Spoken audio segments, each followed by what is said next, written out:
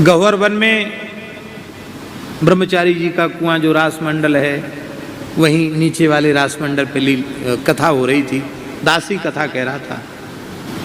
और वो कथा भैया जी मधुकरिया संतों की कथा थी, कोई जजमान नहीं था। मधुकरी मांगने वाले संत ही सुनने वाले थे, गाना बजाना तो था ही नहीं उस समय। 8 घंटे कथा होती थी और रोज भिक्षा से जो अन्न आता था, साग सब्जी आती थी, वही रसोई बनती थी। वो लता लता के नीचे, वृक्ष वृक्ष के नीचे संत बैठ के कथा सुनते। माइक लगाने की भी व्यवस्था नहीं थी। तो एक बरसाने में एक बजवासी नयो माइक को सेट लायो, वो अपना धंधा शुरू करना चाहता था। उसने सोचा यहाँ कथा हो रही है, बोले महाराज हम माइक लगा दें। बोले हम लोगों पे पैसा नहीं है। बोले पैसा नहीं है, कोई बात नहीं, हमारा माइक का उद्घाटन हो जाएगा, बाबा की कथा हो जाएगी, हमारा उद्घाटन, हमें 1 पैसा नहीं चाहिए बाबा, हमारा मुफ्त में माइक लग गया। ठाकुर जी कैसी व्यवस्था करते हैं। बड़ी अद्भुत कथा हुई, बहुत सुख मिला। जिस दिन कथा की पूर्णाहुति थी उस दिन एक श्री जी थी, स्वरूप सरकार, छोटी श्री जी।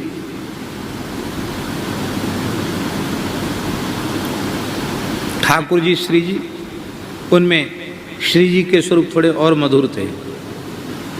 हम समझते हैं शरीर की आयु 4-5 साल की होगी श्री जी की, कितने छोटे स्वरूप। और ठाकुर जी 6-7 साल के होंगे, ऐसा है।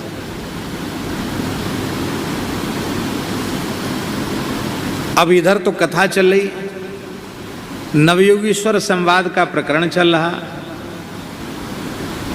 और श्री जी क्या कह रही है, स्वरूप सरकार श्री जी कह रही हैं, हे श्रृंगारी बाबा,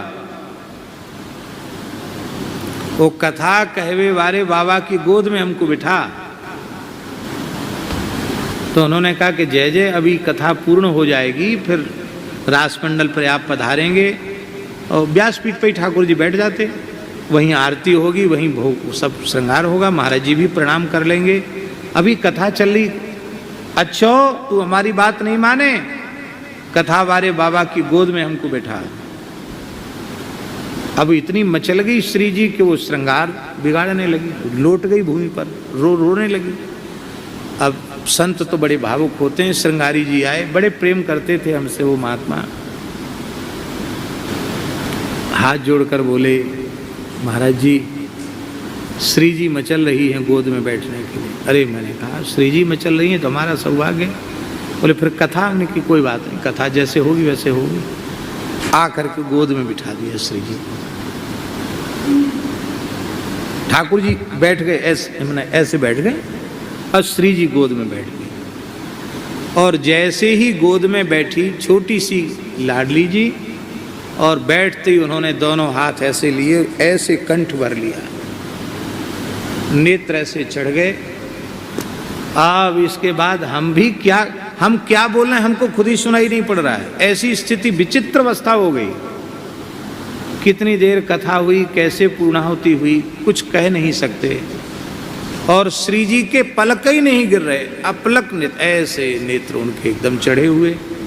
आरती हुई, पुष्पांजलि हो गई, श्री जी उठने के लिए तैयार नहीं। श्रृंगारी जी ने कहा जय जय जय जय किशोरी जी, बाबा बहुत थक गए कथा कहते कहते, अब उठो, तू भग जा।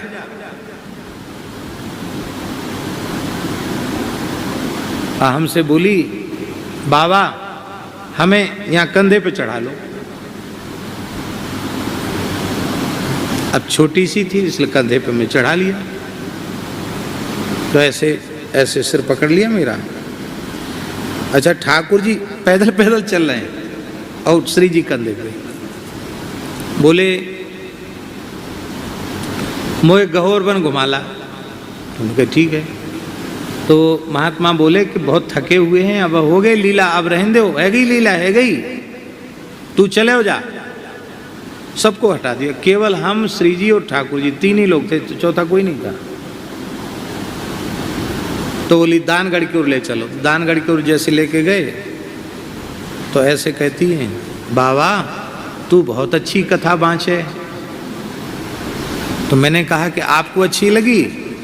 अरे बाबा मैं तो बहुत प्रसन्न हूँ, तेरे ऊपर विशेष प्रसन्न हूँ।